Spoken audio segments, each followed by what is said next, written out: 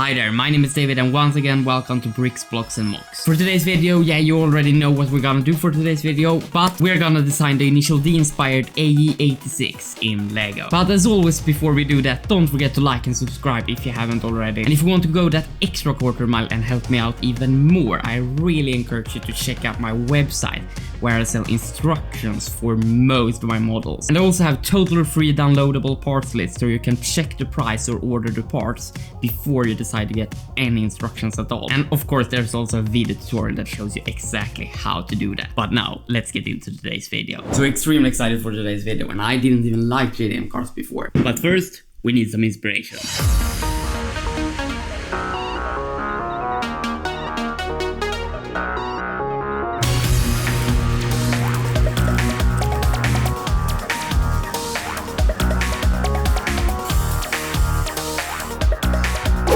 I think that's enough of inspiration. Can't build Lego without coffee. Here's the progress I've done so far, and it looks more than it actually is because I don't really plan to have it this way. But anyway, I will show you a bit. So yes, it has some working pop-up headlights that pop up like this. But the problem, actually let me put this back again. The problem right now is that the lights look a little bit too small or thin or whatever compared to how the lights look on the real car. It's just... yeah, they just look a little bit too thin. And actually the RX-7 had a bit too thin or small headlights compared to the scale as well. But for this the difference wasn't that big, so it worked out pretty well anyway. But for the AE86 it's just... yeah, I think 1-stud wide headlights look pretty good on other AE86 8-stud wide models I've seen. But I don't know, I'm just not super happy with it. But might not be able to figure out a better solution while still keeping the function and a relatively good durability as well. Of course it's not gonna be Speed Champions durable, but yeah. So of course the headlights use the 2-point hinge technique to be able to like open and close. Pretty happy with the lower part of the front though, and it's just some brackets and stuff. And yeah, it's relatively simple, nothing super exciting here.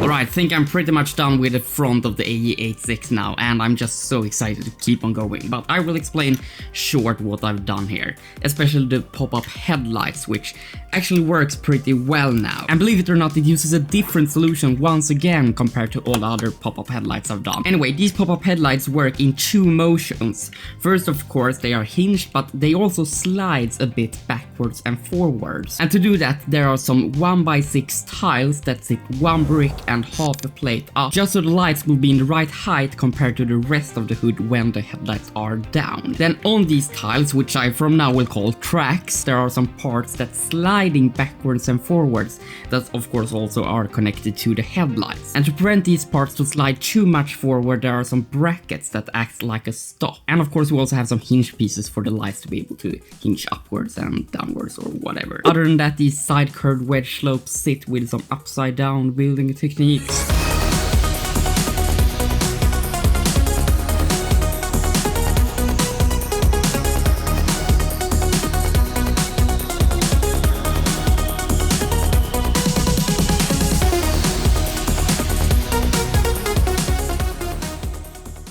Alright, so it was quite a while ago I made some progress on this, but finally. First of all, I created some relatively simple doors. We have this hinge piece that kinda rubs off a tiny bit sometimes on the tires. And I know these curved white pieces aren't perfect for the sides of the AE86, the shape of them, but want to keep it relatively simple and have just good functioning doors that just works basically. So I've been thinking about maybe skipping the doors to be able to create a more accurate representation of the sides of the car. Started on the rear a bit as well, but again, not much progress. Then the roof and the window here, which I did ask you on Instagram if I should keep this windscreen piece or use bar pieces instead for the A-pillars. And most actually prefer the bar pieces, so we'll probably switch to that instead. Which unfortunately will make the car a tiny bit less durable, but I guess it will be a better representation of the actual windscreen of the car.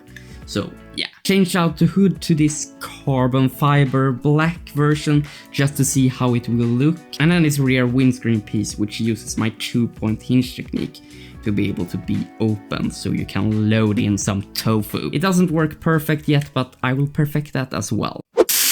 So the rear is pretty much done. First of all, for the black part up here, I kinda used one of these bracket pieces to create that very thin line. Then we have this white line part that sticks out a bit, which actually uses three different techniques. First of all, we have these rail pieces, then it moves over to kind of a jumper technique with a jumper plate, and then we have an upside down technique with using these 1x2 tiles that shifted a bit on a bracket here. Then this lower part was honestly the trickiest thing about the rear, because it used a bit of upside down technique, of course, with the tiles over here, but it was especially tricky to attach these sheet slopes, but I just ended up using kind of a bracket technique. The only other kind of interesting thing is how I attach this upper part with a part of the rear lights, of course, by using this 1x1 round tile with a bar piece that is attached to the brackets, kind of. Alright, now let's create some stickers, I think.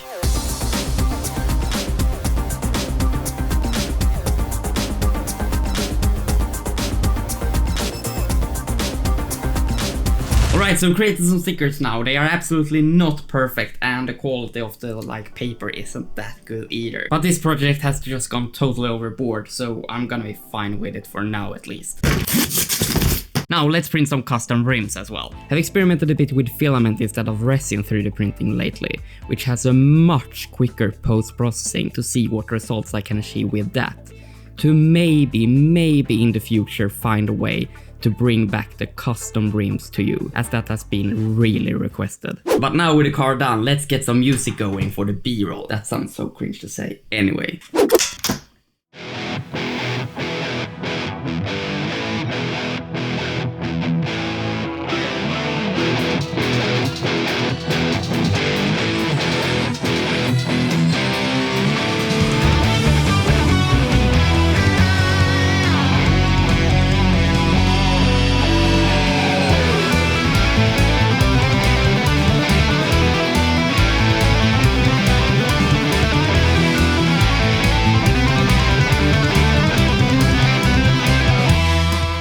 Alright, so the AE86 is now finally done. I changed out the hood to the black carbon one, and I also added a relatively detailed interior and built a Takumi minifig that can fit inside, along with a passenger. And yeah, I know the headpiece isn't perfect because this smile, he doesn't really have that, but it was kind of the best I found, to be honest. Also added an openable trunk and a tofu box that actually fits inside the trunk that Takumi then can deliver. Unfortunately, you just have to remove the roofs to be able to open this the full way, so we can get the box